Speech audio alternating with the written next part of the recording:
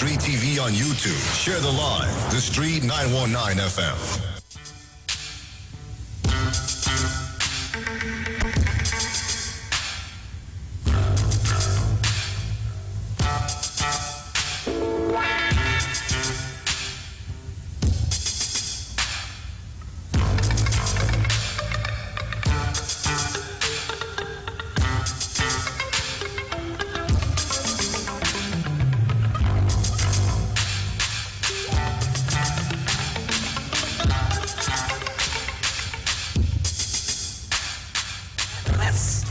A speech delivered by a white slaveholder on the banks of the James River in 1712, 68 years before our former slave masters permitted us to join the Christian faith. Listen to what he said. He said, quote, "In my bag, I have a foolproof method of controlling black slaves. I guarantee every one of you, if installed correctly, it will control the slaves for at least 300 years. My method is simple. Any member of your family or your overseer can use it. I have outlined a number of differences among the slaves, and I take these differences and I make them bigger. I use fear, distrust, and envy for control purposes." I want you to listen. What are those three things? Fear, envy, distrust. For what purpose? Control. To control who? The slave. Who is the slave? Us. Listen. He said, "These methods have worked on my modest plantation in the West Indies, and they will work throughout the South." Now, take this simple little list and think about it. On the top of my list is age, but it's only there because it starts with an A, and the second is color or shade. There's intelligence, sex, size of plantation, status of plantation, attitude of owners, whether the slaves live in the valley or on a hill, north, east, south, or west, have fine hair or coarse hair, or is tall or short. Now that you have a list of differences, I shall give you an outline of action. But before that, I shall assure you that distrust is stronger than trust, and envy is stronger than adulation, respect, or admiration.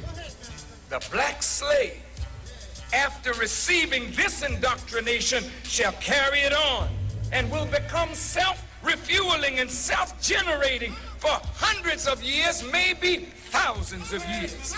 Now don't forget, you must pitch the old black male against the young black male, and the young black male against the old black male. You must use the female against the male, and you must use the male against the female. You must use the dark-skinned slave against the light-skinned slave, and the light-skinned slave against the dark-skinned slave. You must also have your white servants and overseers distrust all blacks. But it is necessary that your slaves trust and depend on us. They must love, respect, and trust only us. Gentlemen, these keys are your keys to control. Use them. Never miss an opportunity. And if used intensely for 1 year, the slaves themselves will remain perpetually distrustful. Thank you, gentlemen. End of quote. So spoke Willie Lynch 283 years ago. And so as a consequence, we as a people now have been fractured, divided, and destroyed, filled with fear, distrust, and envy. Therefore, because of fear, envy, and distrust of one another, many of us as leaders, teachers, educators, pastors, and persons are still under the control mechanism of our former slave masters and their children. And now, in spite of all that division, in spite of all that divisiveness, we responded to a call. And look at what is present here today. We have here those brothers with means and those who have no means, those who are light and those who are dark, those who are educated, those who are uneducated, those who are business people, those who don't know anything about business, those who are young, those who are old, those who are scientific, those who know nothing of science, those who are religious and those who are irreligious, those who are Christian, those who are Muslim, those who are Baptist, those who are Methodist, those who are Episcopalian, those of traditional African religion. We got them all here today. Go ahead, brother. And why did we come? We came because we want to move perfect union. And if you notice, the press triggered every one of those divisions. You shouldn't come, you're a Christian, that's a Muslim thing. You shouldn't come, you're too intelligent to follow hate. You shouldn't come. Look at what they did. They excluded women, you see. They played all the cards. They pulled all the strings. Oh, but you better look again, Willie. There's a new black man in America today. A new black woman in America today.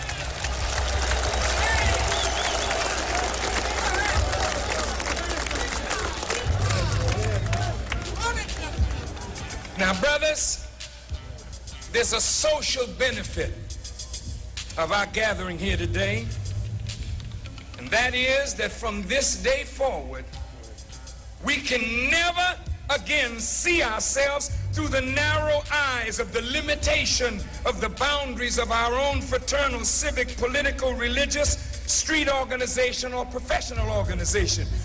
We are forced by the magnitude of what we see here today, that whenever you return to your cities and you see a black man, a black woman, don't ask him, what is your social, political, or religious affiliation, or what is your status? Know that he is your brother. And if he needs help, you are obligated to help your brother because he is your brother. You must live beyond the narrow restrictions of the divisions that have been imposed upon us. Well, some of us are here because it's history making. Some of us are here because it's a march through which we can express anger and rage with America.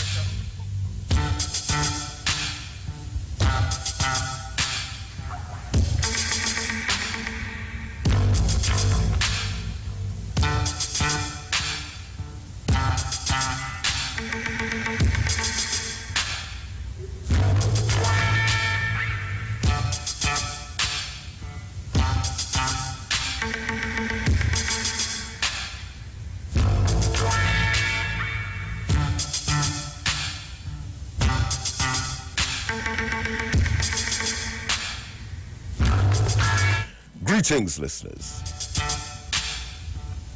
I begin in the name of Allah, the Beneficent, the Most Merciful. I bear witness that there is but one God. Welcome to the Black Agenda here on the Street 919 FM on this Saturday morning, December the 4th. I am Brother David Muhammad, and I'm going to be in studio with you up to 9 o'clock this morning, inshallah. And in a short while, I will open up the telephone lines and take your calls on 342-0081 and 466-5391.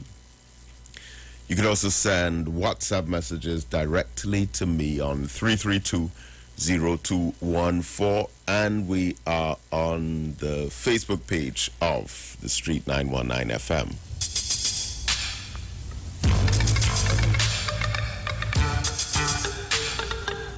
So here we are, beloved, another week in Trinidad and Tobago. First week of December.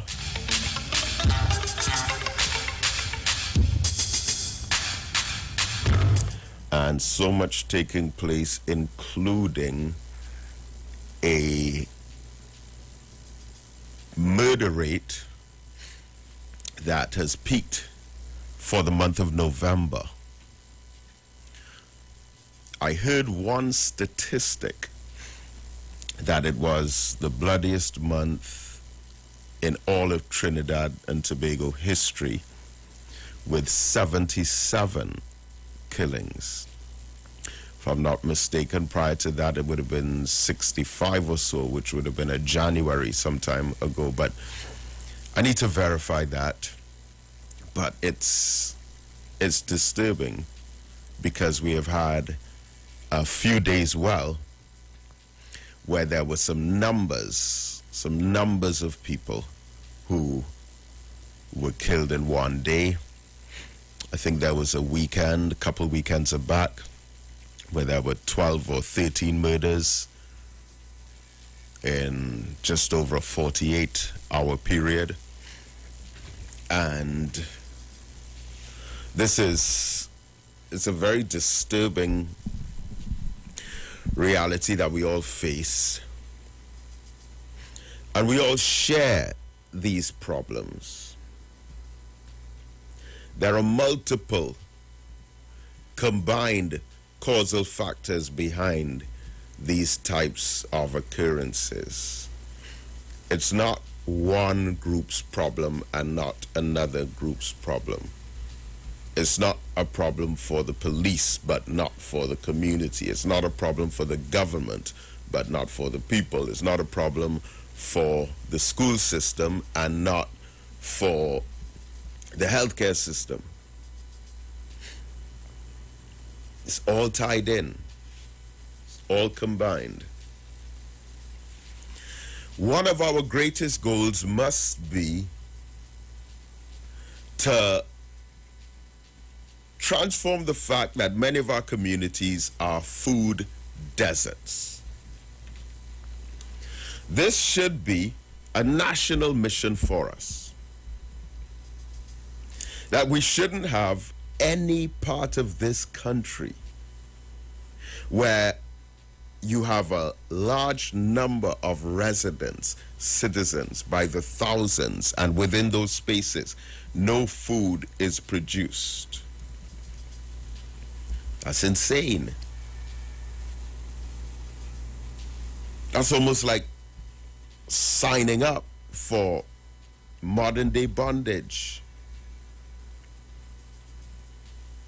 You see, a food desert could look like a very well-developed place. But think of the term desert, where there's just pure sand. Well, so many of our communities are food deserts. A food desert is an area that has limited access to affordable and nutritious food, in contrast with an area with higher access to supermarkets or vegetable shops with fresh food, which is called a food oasis. So in our country, we have food oases and food deserts. But the sad part is you have more people living in the food deserts.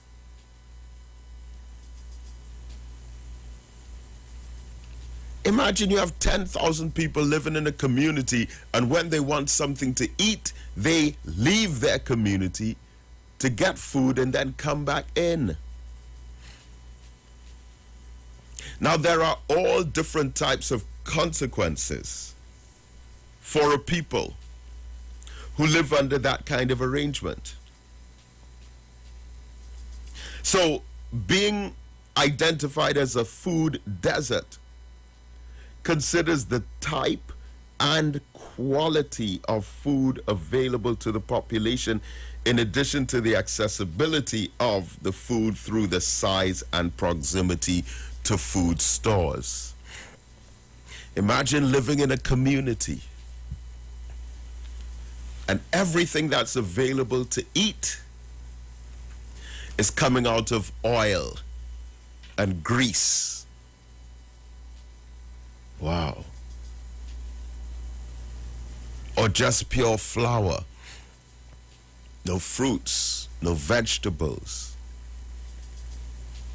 No well-prepared meals that are balanced diets and nutritious. In 2010, the United States Department of Agriculture reported that 23.5 million people in the United States live in food deserts. That is almost 1/12 of their population, between a 10th and a 12th of their population. And when you look at who's in the food deserts, it's us. This means that they live in low-income census tracts more than 1 mile from a supermarket in urban or suburban areas and more than 10 miles from a supermarket in rural areas. How far away do you live from a place where you can get good, fresh food? And worse than that, how many of our people selling good, fresh food do you walk past on your way to go and buy food from someone else? How many people in the community who have a fruit stall or vegetable stall, or even preparing some kind of nutritious meals? How many of them do you walk straight past or drive straight past to go and spend your money somewhere else? Food deserts tend to be inhabited by low-income residents with reduced mobility. This makes them a less attractive market for large supermarket chains. Food deserts lack suppliers of fresh foods, such as meats, fruits, and vegetables. Instead, the available foods are often processed and high in sugar and fats, which are known contributors to the proliferation of obesity. How many of us are hooked on this fast food, which, as Minister Farrakhan said, is linked to fast death? We're fat, we're overweight, we're sick, we're unhealthy. And we're adding to the problem with our taste for grease. This is a serious situation. And then we think that we can just stick a needle in our arm and problem solved. Wow. Why are they not encouraging us to boost our immune system, to get healthy? You know, that is like considered to be some kind of terrorist language now. You know, I hope you realize this. I hope you have an appreciation for how far down we have fallen as far as our national intelligence is concerned. Because to have a simple conversation on the radio about boosting your immune system, that's like being a terrorist to say that. That you should live a healthy lifestyle. That you should eat fruits and vegetables, drink water, fast, pray, exercise, stay away from the pig. That's like terrorist language now. Because the only promotion of good health is to tell the people, go out and get a job. Do whatever else you want with your life. Make yourself totally sick by continuing to eat. I haven't seen not one ad as yet that is telling the people, stay away from the junk food that's contributing to the so-called comorbidities. Why not tell the people stay? What is it because that certain people are selling that, and we have to make sure that their economic prosperity is a top priority over even poor people's health? Man, just as draconian as it is with all the lockdowns all over the world, why not take it a step further to ban some of those foods that are being distributed that are making the people even more sick? Oh, you won't get that radical, but we'll get radical to the point to tell people that they can't gather in certain numbers and they have to stay inside their houses. Or oh, come on, man. Food deserts occur in poor urban areas where there is limited or no access to healthful, affordable food options. Low-income families are more likely to not have access to transportation, so tend to be negatively affected by food deserts. An influx of people moving into these urban areas has magnified the existing problems of food access. While urban areas have been progressing in terms of certain opportunities, the poor continue to struggle. And as people move to these urban areas, they have been forced to adopt new methods for cooking and acquiring food.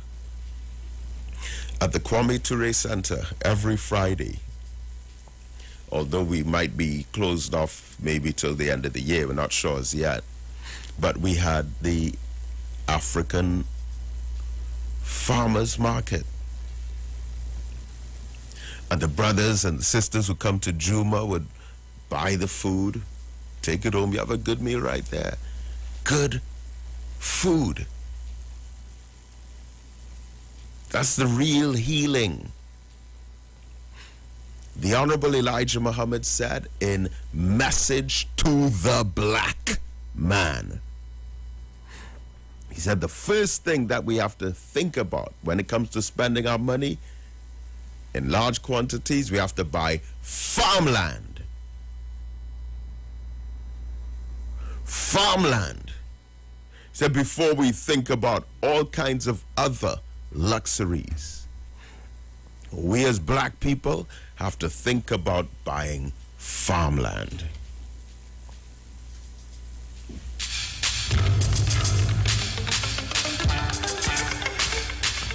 And then, don't stop there. After we purchase farmland and we're growing food, next step, open a supermarket. And we take the food that we grow, and we have to master these techniques of packaging, tinning, canning, get a label, proper storage. You know, we have to take some kind of pride in our presentation of what we have to sell. All right, so we buy farmland, we grow food, then we open a supermarket. And on the shelves of the supermarket, we sell the food that we grow. Then we think about opening up a restaurant. And then in the restaurant, we sell the food that came off the supermarket shelves, which came straight from the farmland, our farmland. That's what the Honorable Elijah Muhammad did.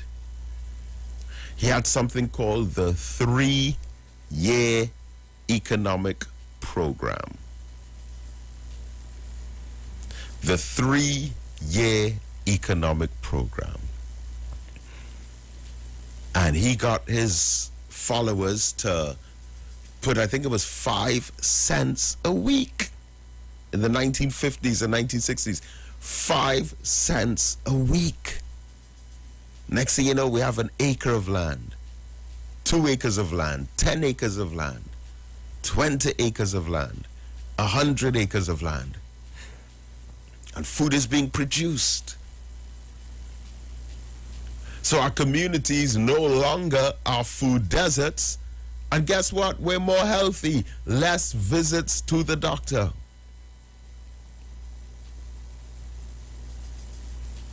And then the Nation of Islam, under the leadership of the Honorable Elijah Muhammad, were the largest importers of frozen fish in America. Elijah Muhammad would take his students like Malcolm X and others and send them out to foreign countries to talk business with heads of government in black countries. And so they went to Peru and established some powerful trade. Meanwhile, the white man is looking at this and calling it communism and trying to figure out ways, how could we stop him? How could we prevent this spread of this movement? Next thing you know, the Nation of Islam is buying trucks, long-distance transportation vessels, shipping. But you know what's just as or even more important than all of that? You know what's even more important than the growing of the food? You probably can't even imagine. But more important than growing our own food is building our own schools and having our own parallel education system. Because if in this generation we're growing our own food, eliminating the concept of us being in a food desert, and we start to become a bit self-sufficient, but we send our children right back into the schools with the curriculum that the enemy designed, it won't be too long before our children don't want to be entrepreneurs and they want to go back and work for others that some of you encourage our people to want to work for. So we have to give them a consciousness within the education so that we will instill within them the desire to want to be entrepreneurs, business owners, land owners, be in control of their own destiny.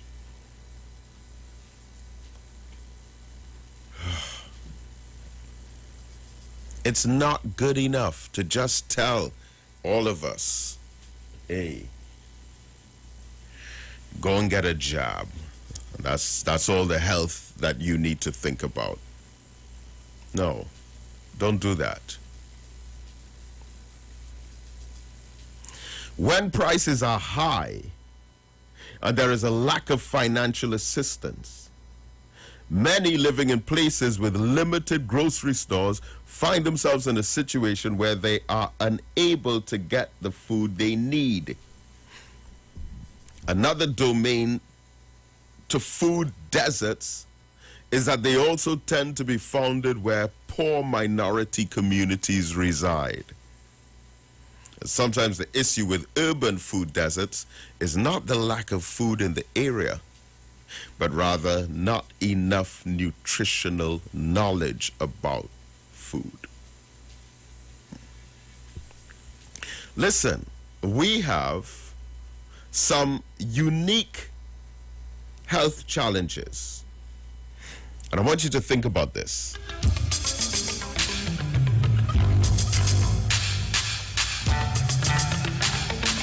Dr. Kenneth Davis of the University of Cincinnati reports that black people have the highest rate of high blood pressure of all races and tend to develop it younger than others. In 2002, in the United States, more than 2.5 times as many black newborn babies died than as white newborn babies. The causes of these deaths are many. According to the Center for Disease Control, In an article on health disparities experienced by black or African Americans in the United States, both black men and women suffer disproportionately from a variety of cancers as compared to their white counterparts. Some examples of this. For black women, out of 100,000 black women in America, 54 of them will suffer from colon or rectal cancer as compared to 43 white women. Out of 100,000 black women, 13 will suffer from pancreatic cancer as compared to 8 white women. And additionally, even though deaths caused by breast cancer have decreased among white women, black women continue to have higher rates of mortality from breast and cervical cancer. For black men, 251 per 100,000 African American males suffer from prostate cancer as compared to 167 per 100,000 white men. 108 per 100,000 African American men suffer from lung or bronchus cancer as compared to 72 white men. And 68 per 100,000 African American men suffer from colon rectal cancer as compared to 58 per 100,000 white men.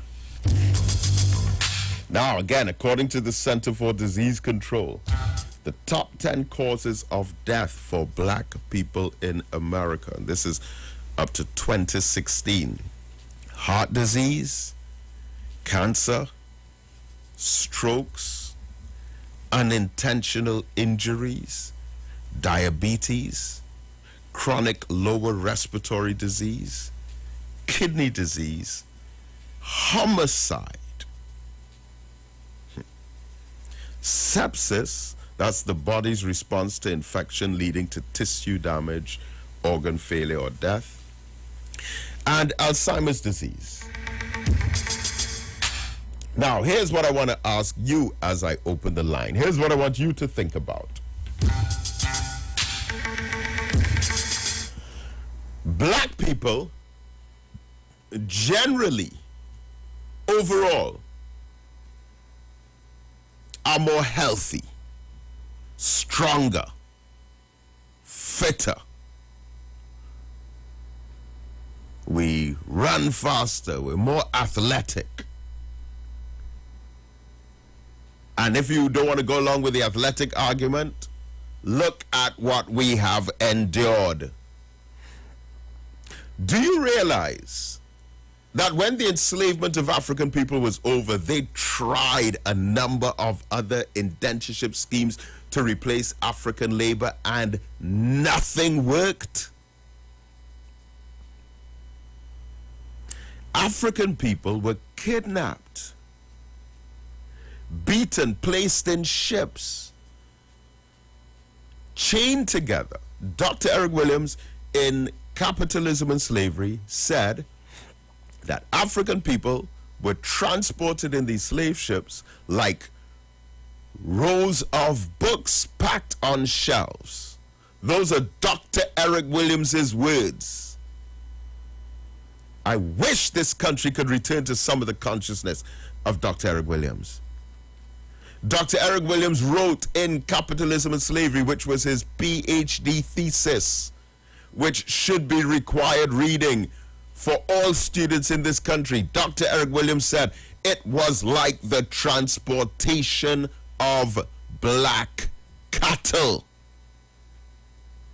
We were packed like rows of books on shelves. And then Dr. Williams said each man, each enslaved African, had less space than a man in a coffin.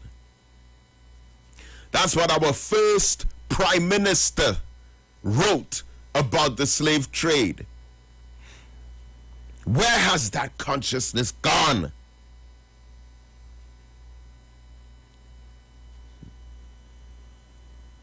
So we endured all of that and survived. Imagine being handcuffed along with 400 other people in a space that could barely fit 80 people.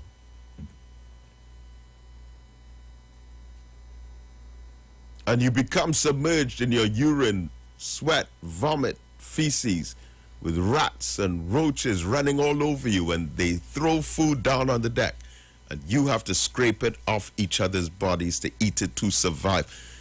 Imagine being in that state for 3 months and then coming to this Western Hemisphere and then being bought and sold on a stage and then going to some plantation to be put to work.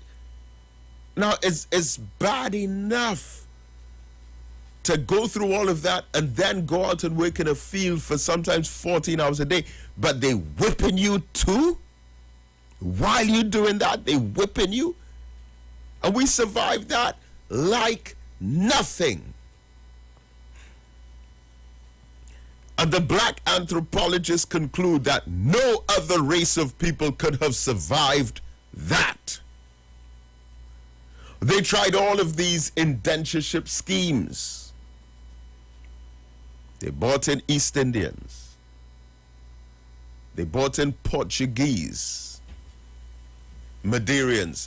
They brought in Chinese and tried all these different work schemes. None of them worked. None of them.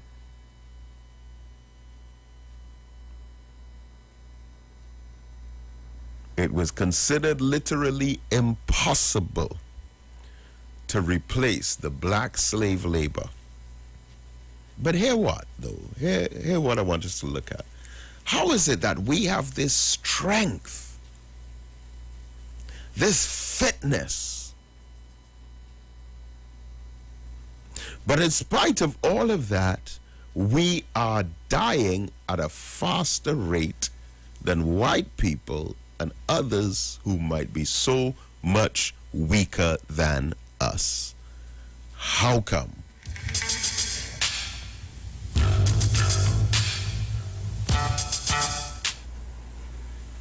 And I'll answer that for you.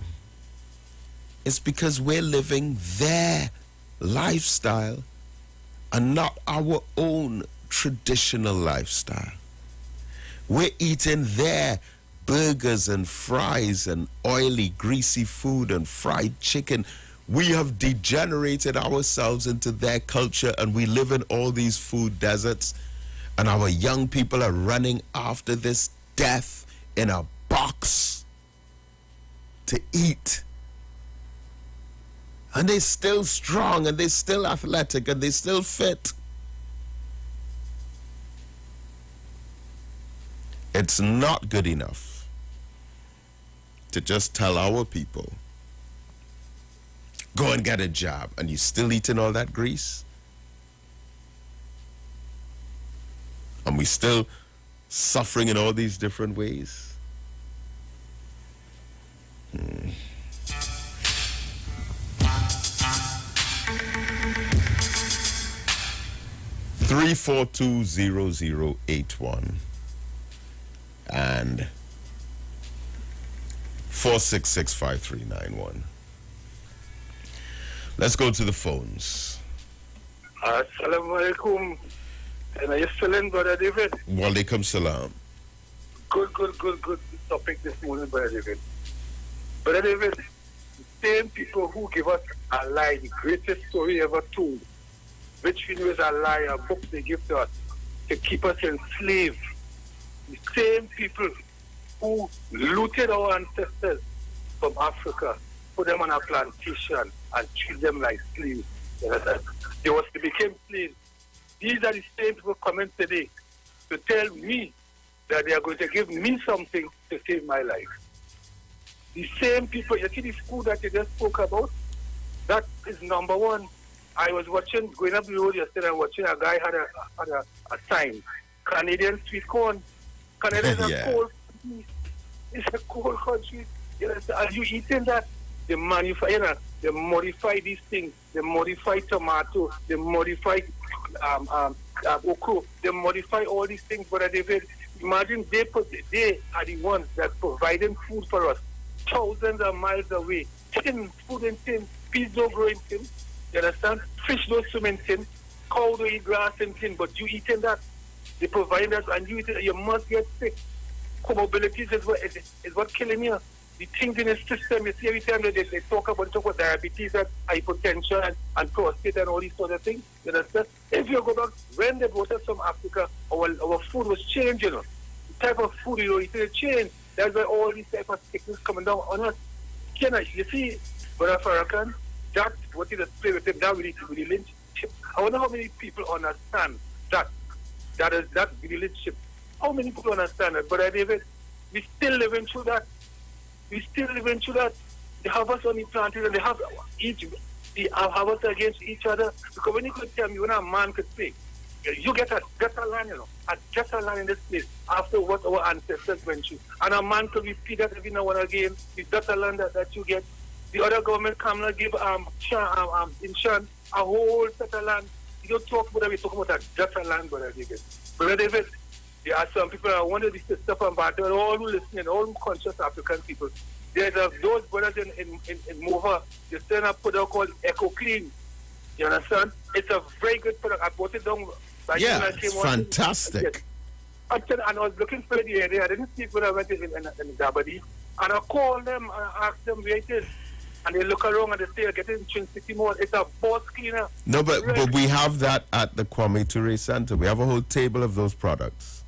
Yes, that's right, but it's very clean. So, and listen, the young lady went to was my name and all that. I said, listen, I'm just a conscious African man who intends to support African business regardless of where they are. The one who has been talking about the $100, I wonder if you know that Mobile have that product. I wonder if you ever go up Arima to buy. I wonder if you ever go up Malone, where they have black business, go in the market and look at the black sisters and who's selling African sisters and brothers and support them. This is what we need. We need, you understand, economic power because they have it. And they're showing off on us, you understand? We could do it. But in this country, no other group in this country has brought, you understand, international recognition and fame to this country more than the African youth in sport, athletic, everything. We have done it, and they know that. But it's just the intent to keep us. We, not them, now, we keeping ourselves in this thing. So you get every morning you get on a radio. You understand? And curse your own people, condemn your own people, you understand? They laugh at you, and then you go and you buy the terror pants, the old pants and old thing, and you're walking about with it in the store. Pay a set of money for it. Because you know, that is the level you're thinking. It's like rag, to the sell your rag. But at the end, there's so much to talk here, but I want everybody else to have a say also. Right? So you have a good day and you should sleep. I will go and look, search for African business. And when I reach to them, tell them, why you come there? I come because you're a black African and I want to support our business. Have a good day and you should sleep, my brother. Thank you, my brother.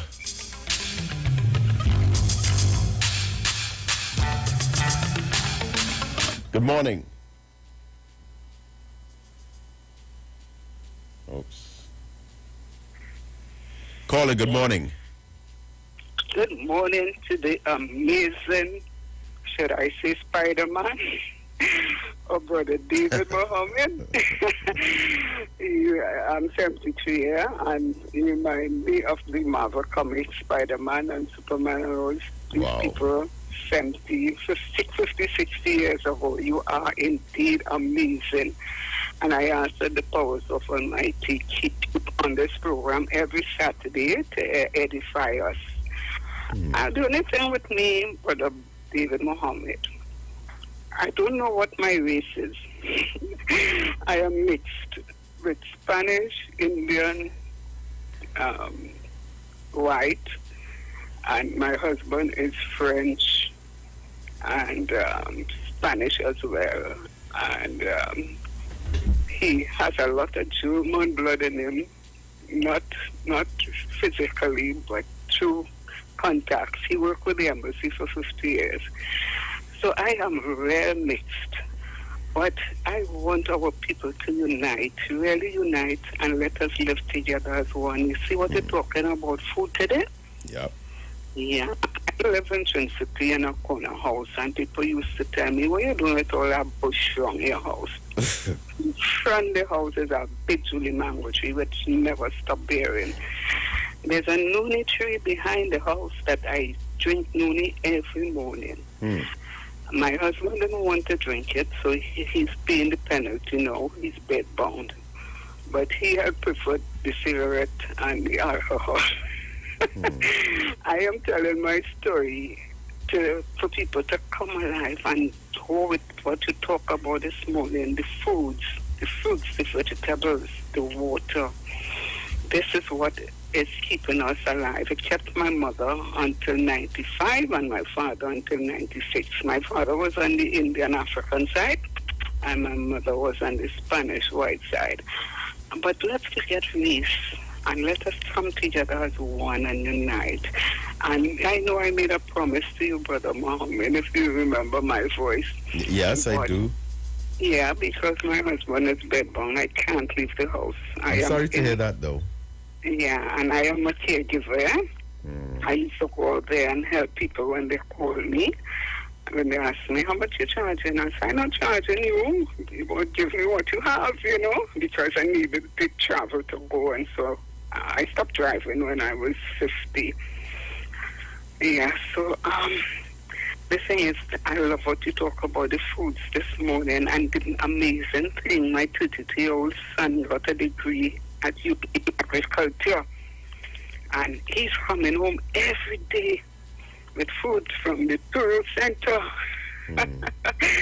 Yeah, he brings apples, bananas, figs, everything that my husband is eating, and I know my husband, I don't know if he'll be able to walk, but I guess with therapy we can work out something. But I really... What exactly is he suffering from? Well, he has a lung problem. A lung problem. I think it's because of the smoking. Oh. Yeah, he smoked from school days until finally when he retired in 75. But if you see his skin, how it's glowing, he doesn't have a mark on his skin. The only problem is that he cannot walk. And I pray that the people out there will talk to the Lord and let us bring him back to life. He's a very nice person. Imagine he worked in that German place for 50 years. Never stayed home on sick leave. Yeah, I know he's there, cannot help himself, but I am here for him, and I will nurture him until the good Lord says, come to me. People care for one another, love one another, even though it's your worst enemy. Try to reach out and let us become one. I thank you for the time. That's beautiful of you. Thank you so much. Still hoping to cast my eyes on you one day. Thanks so much, my beloved sister. Blessings to you. Wow. Caller, good morning. A blessed good morning, Brother David. Yes, good morning to you. Concerning consumer with the African, we are the consumers. I will always point out, in 2007, $200 million was spent Christmas Eve in 2007. Who do you think spend that? We spend it. We are the consumers. Everything they have on the shelf, we want to buy. And according to a caller, we looking out for the Africans. Sorry. We looking for the Africans to spend the money by. We spend it by everybody else, if it was. But I know my point this morning, Brother David. The youths and them get real cold right now. Hate running rampant. The last weekend, the three that died, the three persons that died, one of them, it's hurting my heart up to this present morning. You was hurting my heart. They saying that how when they turn for people and they didn't find people, the innocent will get it. Like sending a message. What kind of message that could be? What kind of message they sending to one another? Only look out for all your enemies and fight all your enemies if all you want to fight all your godliness, only live out godliness and all your godliness. Godliness in have no mercy, no pity, no compassion. Godliness don't even care about no family. The godliness care about the gun and the gun and the gun. Brother David, we in a sad state when innocent youths are being killed about gang warfare. What kind of madness people telling me about gang warfare? Tell nothing like that. It's just pure hate, according to General Grant, and acting normal. Thank you very much, Brother David. Thanks a lot, brother. Thank you. Good morning. Morning, Brother David. Morning to the nation. Yes, sir. Morning. Yeah, what's up? Yeah, Brother David, I shouldn't be too long. I hope I'm going to cut off our call back. The consciousness of the human has been hijacked. The consciousness of the human being has been hijacked by who and how. It amazes me. It does amaze me. Now, I feel the Brother Payne who just called there, but let me explain something to you soon. No matter what kind of good frequency of goodness is about there, there's a negative frequency being pumped in the atmosphere. Let me tell you who had the place. Well, I'll have to ask you to call back after the break because we're just seconds away. But stay with us. We'll be right back. The views expressed are not necessarily the views of the management of the Street 919 FM.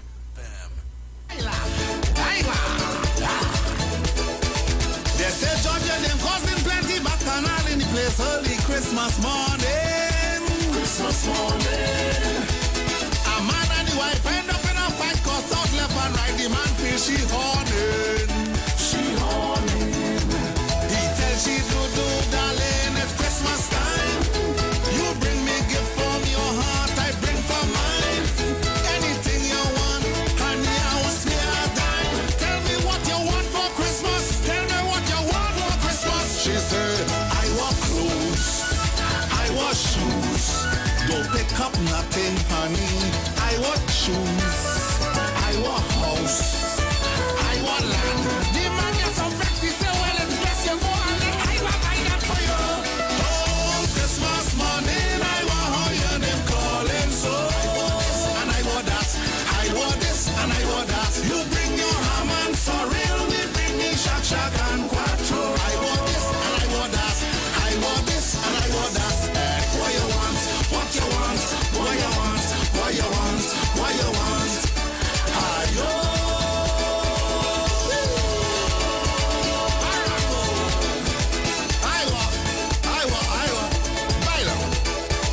They say charging him causing plenty pain and suffering early Christmas morning. Christmas morning. People want to know what causing it wrong, whether it's issue or a misunderstanding. Misunderstanding. The man wake up to his wife and apologize. Gonna make she breakfast as a surprise. Wifey meet him in the kitchen as soon as she rises. He said like an angel send you. Tell me what you want on the menu. She said, I want hops, I want ham, I want sorrel, I want jam, I want turkey, I want man. The man say I fed up here about this. I want man, but I let him marry to you. Oh, Christmas morning, I want how your name calling so. I want this, yes, I want that. I want this, and I want that. You bring your ham and sorrel, we bring the shak shak and quattro. I want this, and I want that. I want this, and I want that. What you want, what you want, what you want, what you want, what you want. Ayo. Baila. Spara. They say Georgia causing too much of bacchanal in the place. They say Georgia causing too much of bacchanal in the land. They say Georgia causing too much of bacchanal in the house. They say Georgia causing too much of bacchanal in the street early Christmas morning. Christmas morning.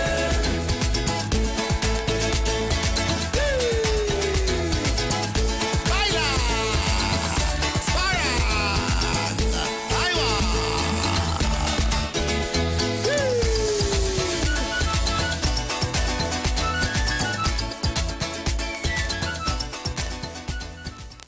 Looking for a safe and relaxed professional massage therapist and nutritionist? Look no further. Nature's Touch with Empress Judy and Associates offers a natural approach to better health. Treat yourself to a professional massage therapy and nutrition advice in a safe and relaxed atmosphere. Rejuvenate your body, mind, and soul at Nature's Touch Therapy. For an appointment, please call or WhatsApp 1-868-398-8282 or visit our Facebook page. Remember, your health is our responsibility at Nature's Touch.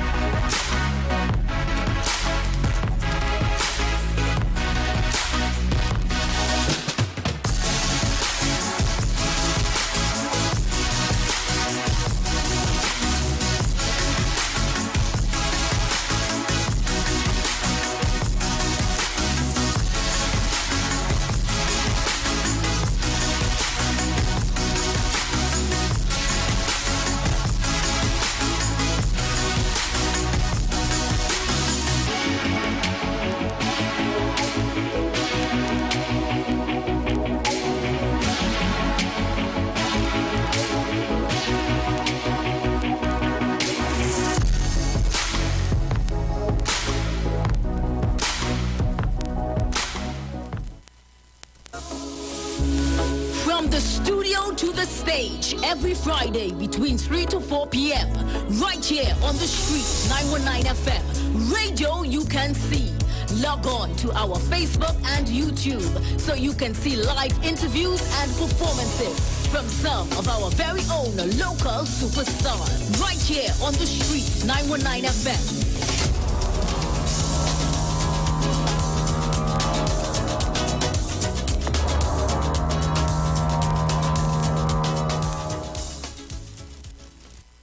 It's Extra Foods Plenty for 20 season to remember with savings.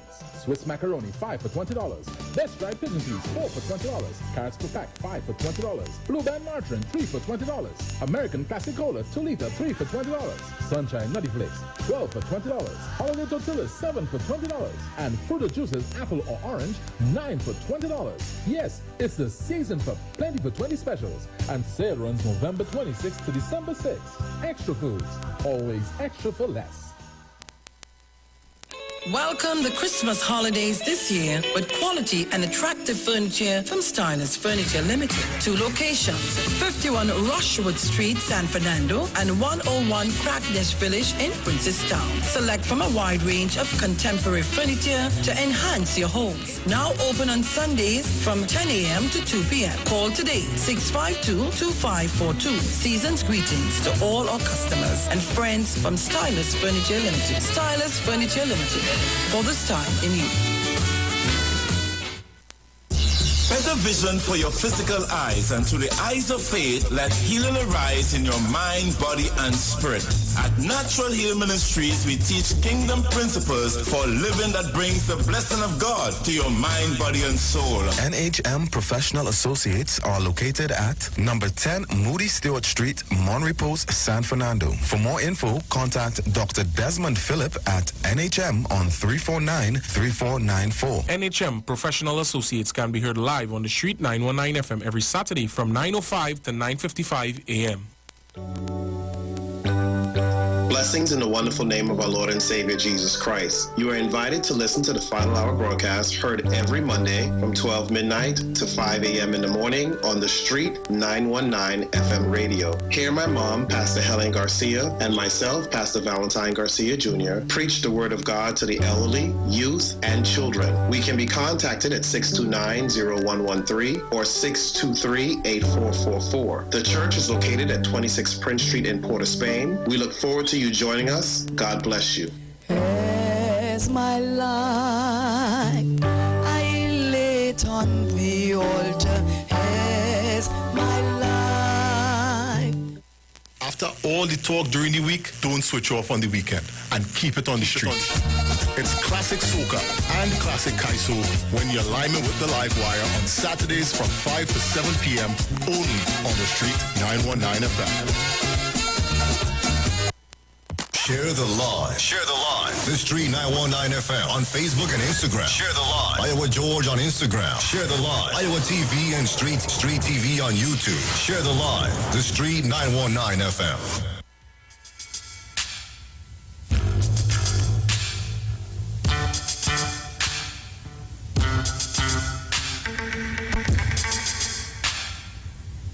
Brotherhood is required.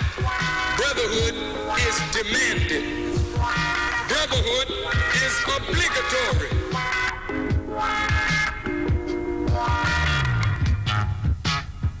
Black man get up, black man stand up, black man you better listen. So there's a need for brotherhood. Black man get up, black man stand up, black man you better listen. Black man get up, black man stand up, black man you better listen. Brotherhood is demanded. Black man get up, black man stand up, black man you better listen. Brotherhood is required. Brotherhood is demanded. Brotherhood is obligatory.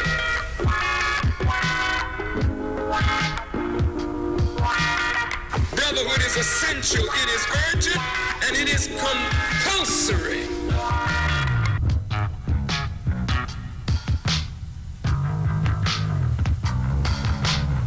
But the time demands brotherhood. Whenever the dominant white society fears for its economic future, racial tensions are always aggravated. The aim of Almighty God is to bring the black man and woman together.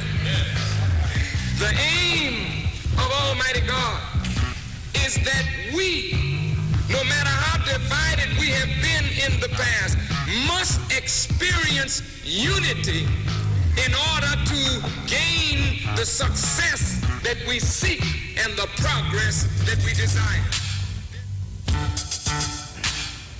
Welcome back and welcome to the second hour of the Black Agenda on this Saturday morning. I am Brother David Muhammad. We're going up to 9 o'clock. Now, of course, the major talk globally, and I'm going straight back to the phones, but just want to mention this. This new Omicron variant, which Africa seems to be being punished for. It's amazing how swift all of these European governments' decisions were to cut off travel from a number of African countries, literally within hours of this Omicron variant. But apparently, the real truth behind it is that these African scientists were able to discover and uncover something that many of the European scientists missed. And do you remember when the pandemic first came out? We had made reference to this book that was written back in 1981, entitled The Eyes of Darkness by Dean Koontz. And we showed you from 1981 that in this book, which apparently was fiction, they spoke about a virus coming out of Wuhan that will spread all over the world in the year 2020, it said. Back in 1981, it said in the year 2020, a virus will come out of Wuhan. And it described it almost to a T to the coronavirus. Well, another piece of old fiction has now been uncovered, which adds even more perplexity to this current situation. So there's this poster of a movie that came out in 1963. And the name of this movie was The Omicron Variant. A movie made in 1963 entitled The Omicron Variant. And the tagline for the movie is, "The Day the Earth Was Turned into a Cemetery."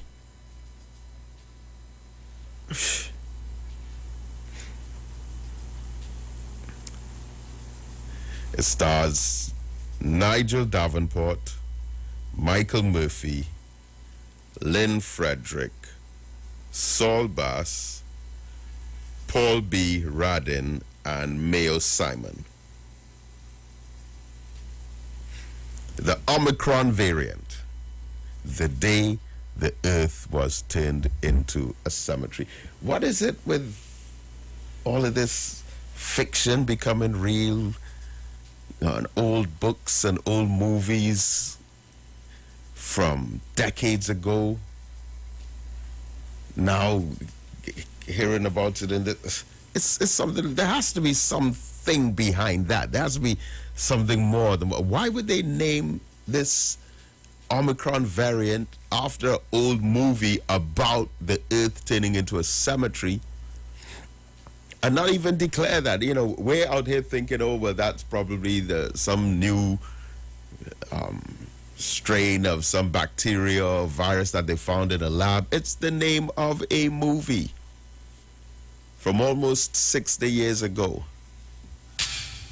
about the day the Earth was turned into a cemetery. Why would you want to name a new virus after that? Let's go back to the phone lines. 342-0081 and 466-5391. Good morning, caller. Yeah, morning, Brother David. If we cut off, I will call back. Right, there you go. You went up the alley that I wanted to go. Brother David, most of the cliches, most of the adages that we have as natural and normal as human beings are not of human origin. You see, the thing is this. The pastors, the leaders, the preachers, the leaders of religion, there is a mysticism in the text, in philosophy, that apparently they are unable to interpret. Remember a time in the early days, I used to call you and say, the beings that were presented in the Bible, a couple of them, they are, and the Quran, Holy Quran, they are still alive, They are still alive. But you see, he gave this vague, fictitious, kind of twisted, kind of fictitious, kind of Oh, my. All right, you can try calling us back if you like on 342-0081 and 466-5391. Good evening. Yes, good morning. Good morning, my brother. Good morning to you. And how are you this morning, sir? I'm great, thank you. That's good. Thank God for that. But I heard your opening argument a while ago that black people should support black people. And if we do that, we would have a better society. I heard a man yesterday afternoon played some calypso for about half an hour. And one of the calypso, Gypsy has one, that little black boy. He end up on a maxi. And from the maxi, start to smoke weed. From the weed, he end up a drug addict. And he end up in Port of Spain, living in homeless. And that is where we are. And let me see if I can explain. That is where we are today, because we have a ton. I told them some time ago, if 10 black boys are born in Trinidad, six of them out of 10 would end up in prison. How are we to change? What kind of ridiculous statistic is that? Brother Mohammed, sit down and watch it. If you look at it, you would observe that. We are afraid to admit that. No, it's not as high as 6 out of 10. Right. Well, if you say so. That's more than half of us. Yes, and that's a fact. We're afraid to admit that. No, it's not a fact, sir. But go ahead. Go ahead. Okay, well, if you say so. 6 of us gets into some kind of trouble. If we don't end up in prison, we end up in some kind of trouble. And it's time that we break that cycle. I call that the Dolce want-to-bees. Because we had a man and he beat him and see that sometime he died from the virus. When you looked at him with a big gold chain, and that is where our young people wants to go. But I remember, go back to the supermarket, I remember a man said to us, give him $100, Brother Mohammed. And I would think by now, we would have been out of that, we would not have been singing that song you've been singing there. We would have been going down to 6th Avenue or wherever the place is and purchase at that supermarket today. And we have a person with a little shop, black person with a little shop, would have been able to go and buy because they say it would have been a sort of a price match. And we'd have been able to go and buy wholesale to come back to my community to sell. But I'm not hearing that man, I'm not seeing that man, nobody's calling on that man. No African person is calling on that man to return the Citizens 100. Or let's see the supermarket. So if another black person comes out with such an idea, you think he's going to get support, Brother Mohammed? We had a Million Man March, nothing came out of that. We put $300 to open a price match, nothing came out of that. How could you say nothing came out of the Million Man March? Well, so far, what have we received? Up to now, I haven't seen a representative from that Million Man March up to this day go to the government or go to the parliament and say, this is what we want. Wait.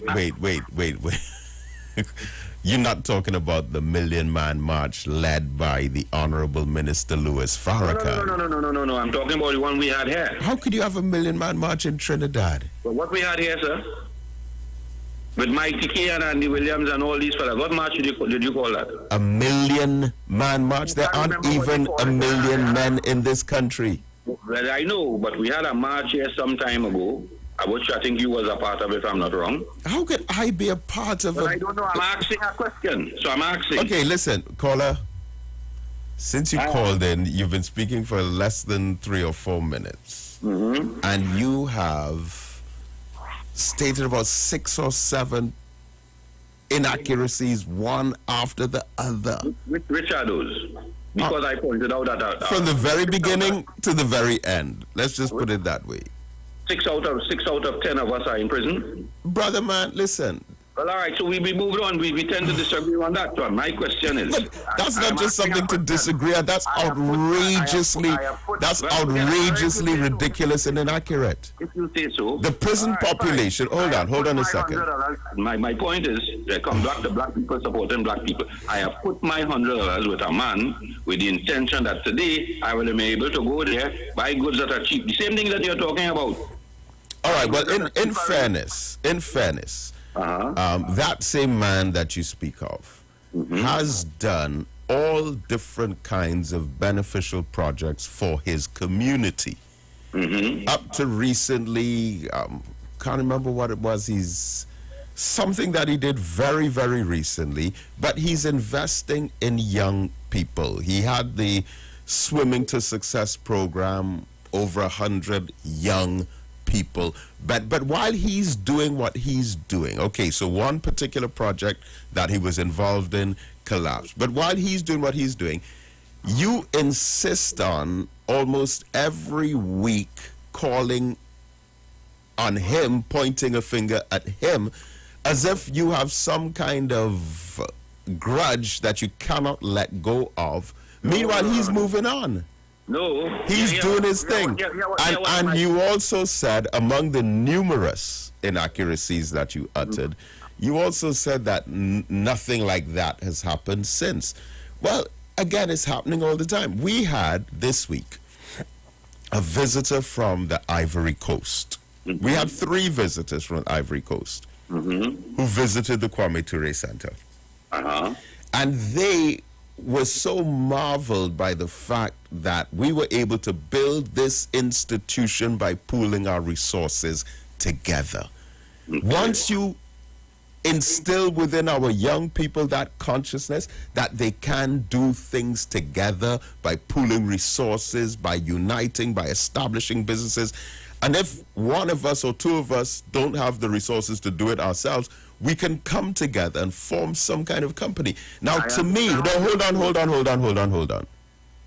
To me, it is better that we promote that kind of ideology going forward rather than every single week calling in and saying it had a man and we gave him $100 and nothing came out of it, and nothing came out. And we tried to put the word nothing in with our efforts so repetitively as if we're trying to spread poison in the minds of our own children. Hold on, man.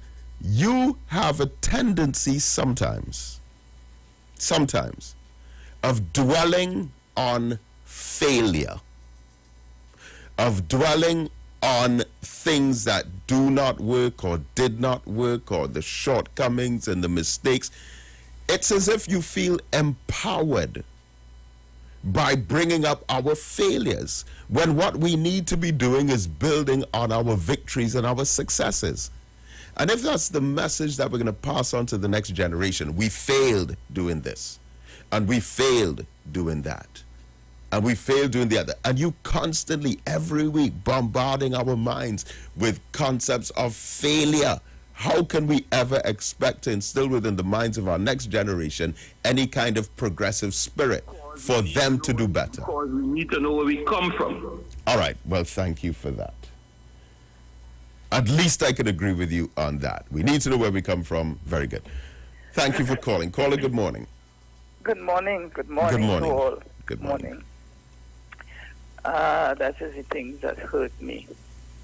All you have to do is accentuate the little amount of negativity there is, because when it comes to African people, compared to the rest, who look all squeaky clean and shiny, our negativity is much, much smaller. You understand? So I don't know why that is always the thing that is most pronounced. But anyways, we represent this country. We uphold this country in every field. In sport, in entertainment, in everything. We represent all gold medals, everything. And I mean, we can go on and on. Despite of our situation, we have accomplished. Despite. And yet all people want to come, especially on but anyways. You see the topic you touched on, Brother David, the diet? Yes. Oh, that is so crucial. So crucial. It has to do with everything. Your body, your physical body, your mind. You see this concept of you buying food from any and everybody? People who hate you, oppress you, you go in and buy their food? That could never nourish your body. It is a miracle how the African man is still so physically strong. That's my point. You understand? Food nourishing your temple is, listen, mentally, it has everything to do with your state of mind and everything. When you prepare your meals in your house, your mother prepare your meal and you sit down to eat, it's a whole different thing than you standing on the street or you going by somebody and sitting down and eating. The ingredients, the invisible ingredient of love that your mother put into or your wife or your big sister put into your food, you can't get that anywhere. So this is something that is so very important. Let us think of growing our foods. Starting, because as the brother there is always highlighting all what everybody didn't do. Go in your community and start a little group, because this is for us to fix. Don't point at the man all the time. Go in your community, start a little group of something. Let us start a kitchen garden where we can get good seeds and let us grow foods for ourselves. Let us start something. As small as it is, you know we are as African people, things just... But you see, the food thing, it started a while back. That is why our salivary glands are so in tune with all these poisons, because it's what Massa wasn't throwing away and discarding is what we had to take and fix and put salt and pepper and salt and fry it and boil it, and that is what we had to eat. And we call it soul food. You take in good vegetables and put in lard and all kinds of things in it. So we have to be very vigilant about how we eat. Don't allow people to prepare food for you. Anyways, thank you, Brother Mohammed. Thank you so much. Thank you so much. Caller, good morning. Yeah, good morning, David Mohammed. Good morning to you. Yeah, blessing on to you. And blessing on to the African people around the world, the Caribbean. I listening to the food program. I'm telling you, a while back we was talking about this. When 12 o'clock hit, Arima, Port of Spain, Grandy, everybody with a white box in their hand. This is not Chinese, it's some kind of KFC or some kind of thing like that. And that's why Trinidad, they came the other day about 2 weeks ago that Trinidad is a very sick society. They're talking about obese and all that. But I want to say something. People have talked like African people have nothing, eh? They have two groceries in a river here, owned by African people. One is Rodney Supermarket and one is IJ Supermarket. IJ Supermarket is in Lohokata. Yeah, you also have the ADC on Cleaver Road. Right. Arima Center base. But IJ Supermarket owned by an African man, because what happened, that building was actually owned by Mr. Umbada Joseph. I don't know if he sold it, if he's renting it, no. But it's owned by African people. It's a nice supermarket. African people go there and buy. But I would like to see more people, African people, leave massive supermarkets. Because we see a lot of African people, they line out outside massive supermarket because of the social distancing and all that. And, and go more to these African supermarkets and buy more from their people to empower their people. But anyhow, I want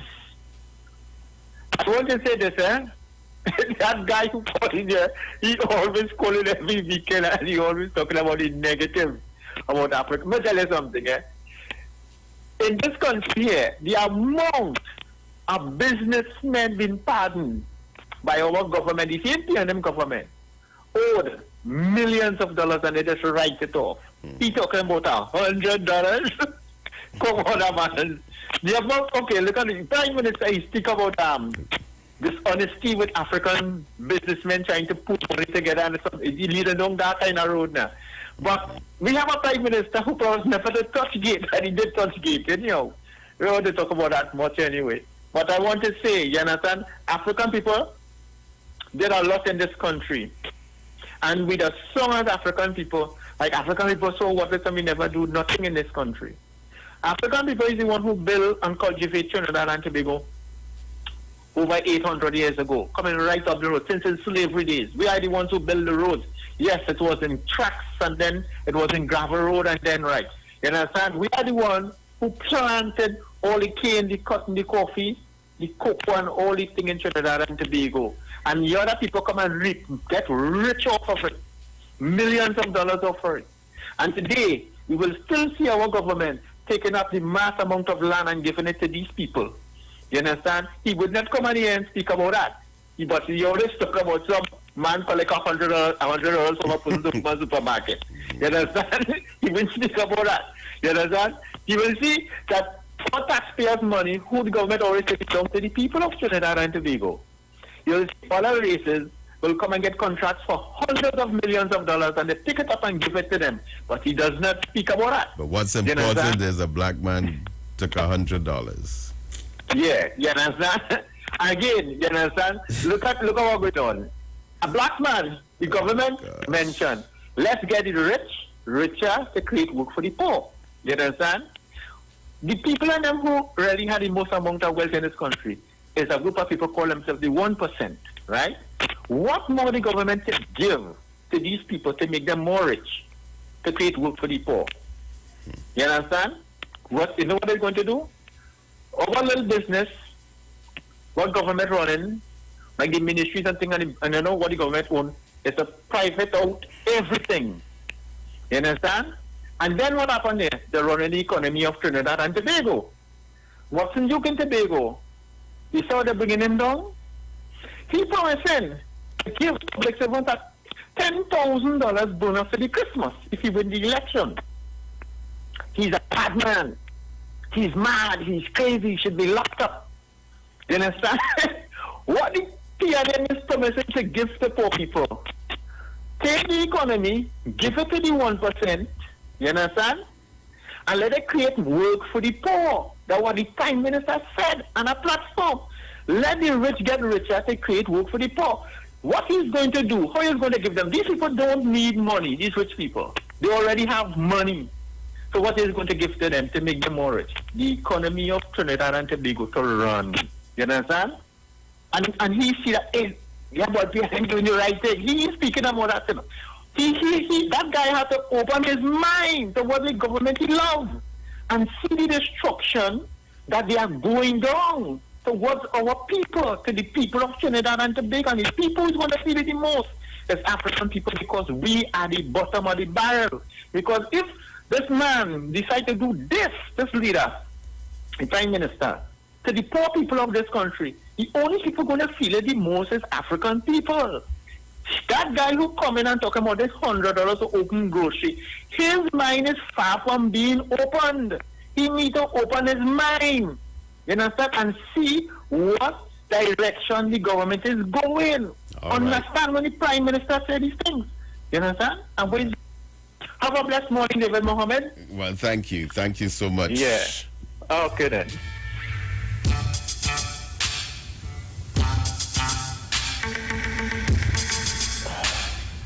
Three 420-0081 4665391.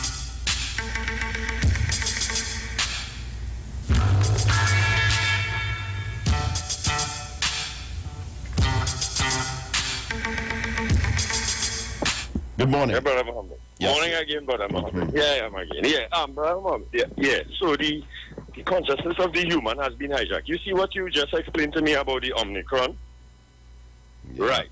But most of, like I say, the beings of the past and the power that they have, and, well, it wasn't totally explained.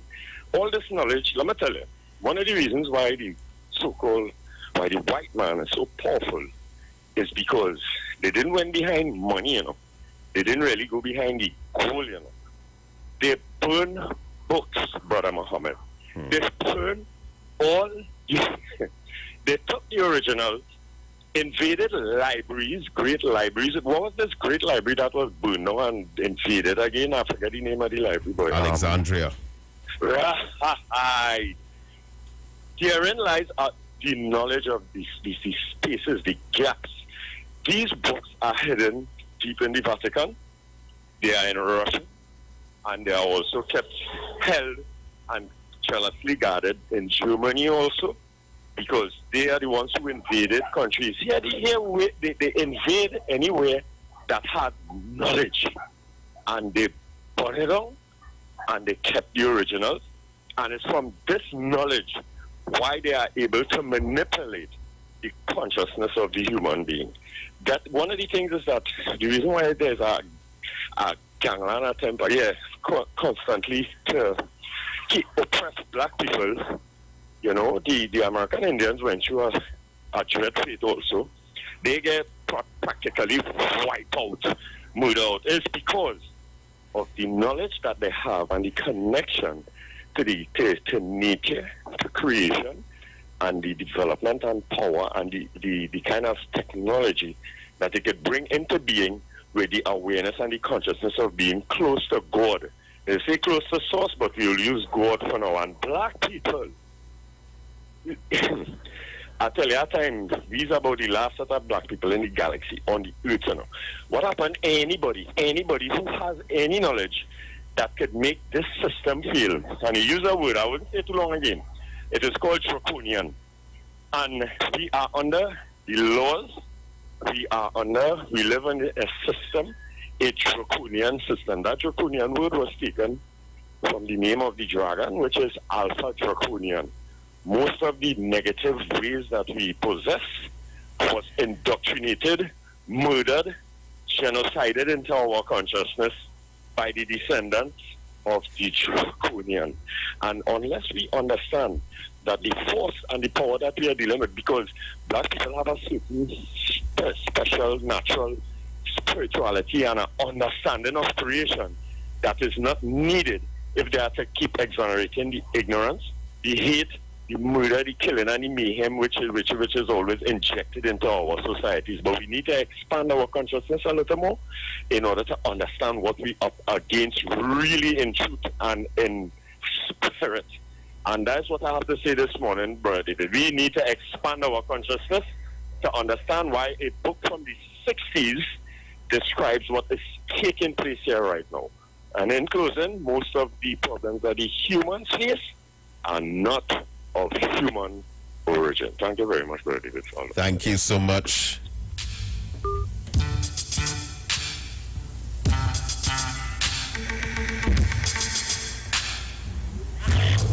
Good morning, caller.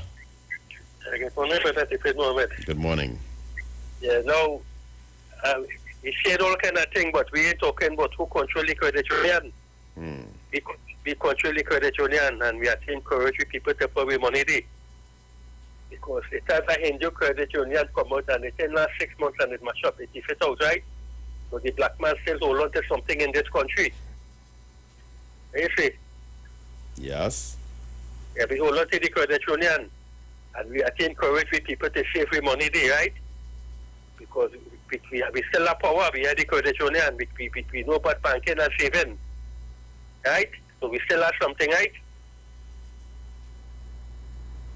Yes, sir. Thank you very, yeah, thank you. All right.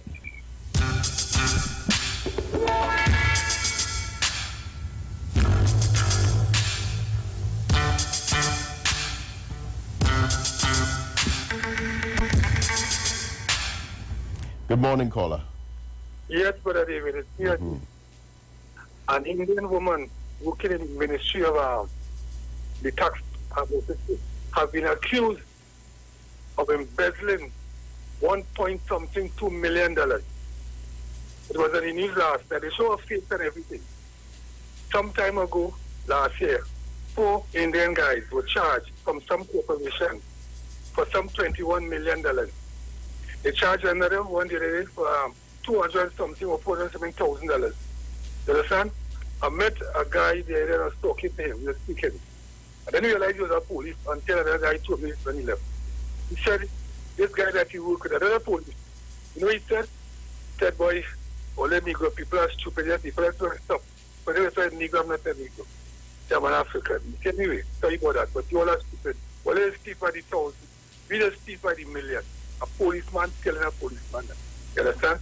And you come in to talk about this $100. That thing will get to my phone, but everything. All right, so we don't have to stay on this case like that. I know, but it has hurt me, but I don't say that. But anyway, I want to go into Ethiopia, where the Prime Minister has left and gone to the battlefront to fight against the Tigranians. You know, they're not telling you what the Tigranians did it. The Tigranians attacked the soldiers in Tigray and killed them, you know. And that is what started the whole war there, you know. But America now is coming and supporting the Tigranians. You understand? And they are saying now, I listen to the European there on the TV talking about this is the last show, and he's not going to, what has happened that he's gone to the battlefront with the lose the war, so that's why he go on there. He'll come back. But I want him to understand what going on. Ethiopia has fought many wars. They have defeated great Italy. You understand? Everybody had to run out to Ethiopia. So the Ethiopians are not ignorant and stupid people. And the man has gone there. He said that they're not going to take this country. He called them terrorists. You know, when Europeans call you terrorists, that's accepted. But when you see terrorists coming to destroy your country, and you see terrorists, they say you're mad or some kind of thing, or you shouldn't do that. Because they give you a prize. You understand? You must let your country be destroyed. But it's not easy outside. And we have to stand up again as our people and support our people, search for them. I know the brother saying just now that Umbala place up in La Hoketea is one an African place. Yeah, one of my Muslim brothers, as a matter of fact, who I went to school with. Uh-huh. I saw him at the Imam's funeral. Uh-huh. And he introduced, in fact, I spoke about him, about a brother that introduced me to 5 of his sons, 5 grown men. Uh-huh. And I hadn't seen him in so long, and I mean, beautiful brother, but he currently owns the supermarket there. That's beautiful. That is how we have to be. Because, we, at one point in time, we were in control of a lot of businesses, at one point in time, you understand? But then we left and we went into the public service. And all those, imagine you go to a drugstore, you can see an African pharmacy. In a drugstore, we control all those things. You are at the top. All who are lawyers today and all who are doctors, they were trained, you understand, by African doctors who passed on the training to their parents and their ancestors who trained them today. If the Africans will do this, whatever it is, they are powerful people. You are able, but one thing, unless we pick that book that they give us, that they control us, if we don't understand that book carefully, study it carefully, and see where it's coming from, we wouldn't get out of this bubble that we're in, or where they have us here. How about the day again, mate? Thank you, brother.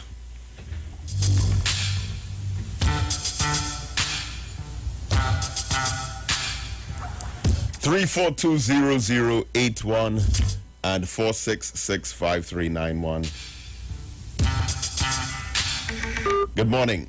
Oops, sorry about that. Good morning. Morning. Could I defend myself, please? Oh, don't vex with me because a caller's calling on me and I want and I stop them. I would like to make my point to understand what I'm referring to. I do have a problem with the man and the $100. You don't? Yeah, hold on. Let me why bring it up almost every week for the last maybe a year? Because listen, here our man now call and tell us. One group of people thieving and they're telling me that we ain't smart enough. So that means it is justified that if it is done to us by us, that's what you're trying to tell me, you know. And how do you expect the younger people who looking on at the older man who just did that to us, what do you think they are going to do? Because if he do it and we justify he doing it, you think the younger generation that coming up that we're trying to change will change?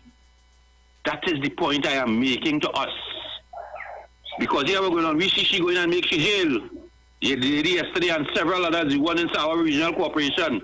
And I'm saying they already have an example of where they do wrong, what could happen. We have a man take my $100. I'm not looking for him to be arrested. What I'm looking for is for me to justify, yes, that man take me money, and it's more than 100, because if 10 of me put 100, it's 1,000. And if 100 of us put 100, it's 10,000. So he ain't gonna with no 100. And that is the point I'm making. So if we continue to say, well, this one thief, so if he thief from me is all right, then what do you expect the younger generation to do? They ain't go and look for no work. They will continue to do the same thing. Find out, come on, people, we are doing it to our own selves. And when are we going to stop and say this was wrong? And let me change it and see if we could make what he had in plan come to fruition. Because I can't go in price man and buy nothing to come here to sell. My intention was to give him my 100 to my little supermarket in my community to help my same people that you're talking about. Brother Marvin, enjoy your rest of your day and your weekend. Thank you.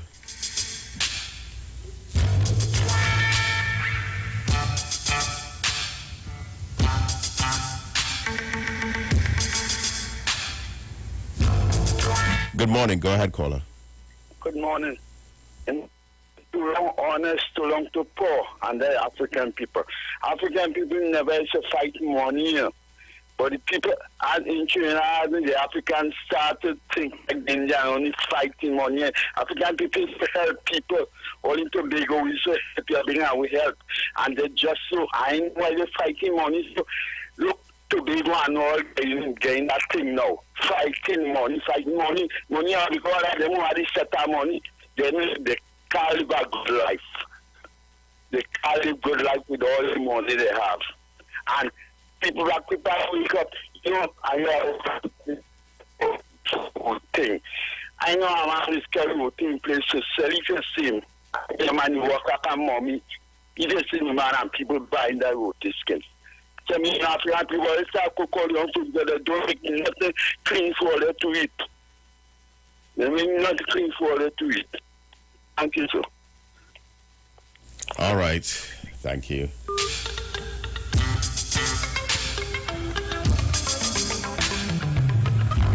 Good morning, caller. Good morning to you, Brother Mohammed. Yes, good morning. How are you doing? And I'm blessed by God and by man and woman. And they said the cock making noise. Brother Mohammed, wow. I think that first thing I want to say, they say Kingsley, when I call in on Brother Mohammed program, we're talking politics. I want to tell that caller from last week there, politics in everything we do. And if we have to remove, if African people have to remove forward, it has to be politics, because if you get a land, if you get a deed, it's politics. Okay? So if I get a building, it's politics. You understand me? So it in everything. You understand me? Do fee back agenda is away from politics. And if we say it's away from politics, it will be labeled. So it's just that. We live in a politics country. But Brother Mohammed, African is being used in this country. But most of all, some Africans want to be used. Some Africans want to go out there and shout and scream. The son don't have a good job. The daughter have about 3 children. They know, she know her child father. But they're studying to go out and fight for people, and then studying the home. They're not looking in the mirror. They're not trying to elevate themselves. So while we are seeing that people using Africa now, no. Africans are using themselves. They are being themselves to be used. Because there's something about them. They want to stay poor. They want to stay in a box where they can rise. Because when I ask them, some of them support poor-man debt for 10 years, for 15 years. What is state? Where they living? They try to have a government job. They try to go on the block every day. The moment I can't for that kind of fight. And I talk it real this morning here. And talk it how it is in the real world. Because people feel that the African community, and I must say, there's many ambitious Africans in this country, and there's many rich. I always say that there's many rich Africans, but they hide away up in Marval, up on the hills. They're getting close. They're go Westmoreland and live. That's what it is, you know. That way the rich African is, you know. They don't stay in Mova. They don't stay in Dogo Martin and open the hospital below the house, or they open the grocery below the house, or they open the garage. No, they go and buy this a lot somewhere down and do it out there. Why these aliens in the community, Kuva, Superior, Shogunas, you are seeing that they burn the house on top and having a business right in the community, on the main road, on the highway, where that community, that circle of community, it will benefit because the money will stay right there. Why, when we come doctors and lawyers and engineers, we leave our community, we leave Lavantil, we leave Rima, we leave Enterprise. We ain't trying to not now, right? I have a degree. I'm a doctor now. I'm a lawyer now. I free them. They go rob me. You're born there. You grow up there. Oh gosh. Not me. I go on the hills and live because see them people from Lavantel, from Mova, they ain't good no. Come on.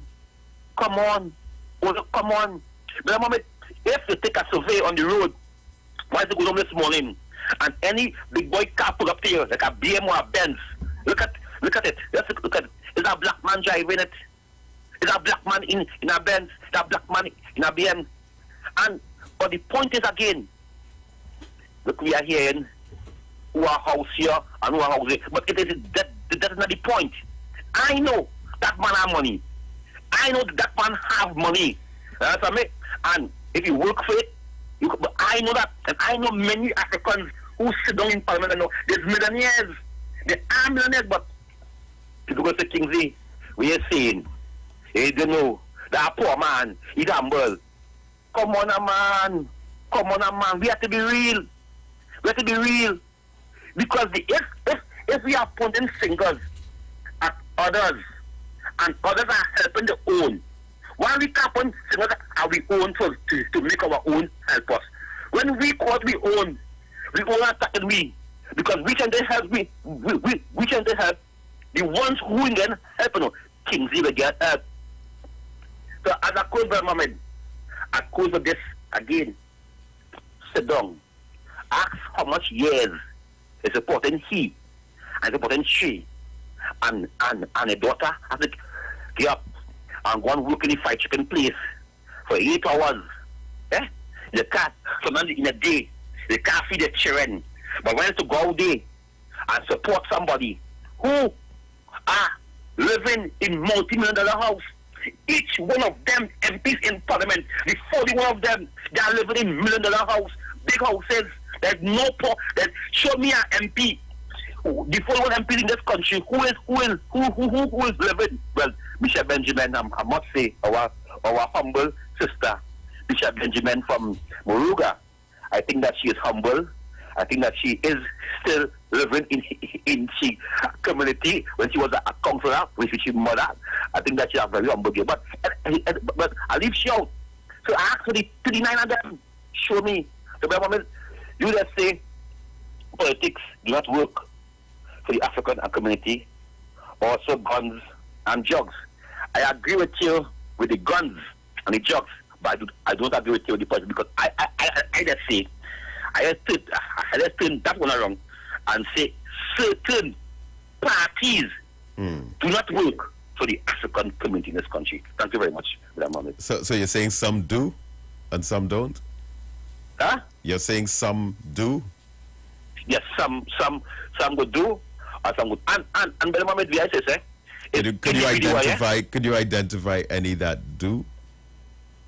Well, under Manning, oh my gosh, the uncle of the nation. Yeah, but Manning is not here now. I know. I come to everywhere, Mohammed. I give him, at that time, he do a lot for the African community by education, by the construction boom, by developing African he do a lot. Also, Mohammed, Dr. Eric Williams. I must say, I cannot point fingers at no one at this time who is seeking the African interest at this time. But what I can say from the past, Manning really do it. Manning try his best in powers and but at this time, in the last 10 years, under Kamala or Rowley, I can't say no. I cannot. Obviously, my heart, if I say Kamala or Rowley, I'll be lying to God. I cannot lie to God. To me, I think that none of them. And Mohammed, I don't know how enough, you know. I don't know how enough. I have a job. I work in, but I don't nothing free. Me in begging here, you know. Oh, I live in my own as a young man. Yeah. As in my 30s, I live in my own house. I don't pay rent. You understand me? I could boast about that. I'm a vehicle and thing as a young man. No mother, never leave the house for me, you know. I work and I buy my thing and I build my thing and I sacrifice to have what I have. Thank you very much. All right, thank you so much. You know, thinking about Mr. Manning, I remember, and Brother Muhammad Shabazz used to point it out a lot, that Mr. Manning used to talk a lot about his regrets from his first term in office, which would have been 91 to 95. And Muhammad Shabazz would always remind us that Mr. Manning used to say during his time as leader of the opposition, between 95 and 2001, he always used to say he should have done more social programs. In fact, I think Mr. Manning said it publicly as well. He should have done more social programs. And I think he learned that lesson. So when he came back second time around, and he introduced, well, GATE, which was, in my humble judgment, probably one of the best political decisions in the last 50 years. But also things like rent to own, and this idea of the plan to put up state-owned properties, government-owned properties, instead of having these private families renting to the state for millions and millions of dollars. All of that was part of Mr. Manning's vision, and I think he very successfully addressed that. Of course, there was the issue of Call the Heart, but again, when you look at Mr. Manning's last days, it was that whole Call the Heart issue that dragged him down around his neck. It wasn't anything so much bad that he did. You know, it was that issue which was so sensationalized. I remember for the last Calypso Monarch in his last year, so many of the Calypsonians sang about it and highlighted how bad that was. But anyway, this is where I leave it for this morning. I'm grateful to all of you who called in. The Black Agenda will be back on next Saturday morning, but look out for me live on Facebook on Wednesday nights at 8. Stay tuned to the Street 919 FM. And may Almighty God Allah continue to bless you as I greet you in peace. Assalamu alaikum.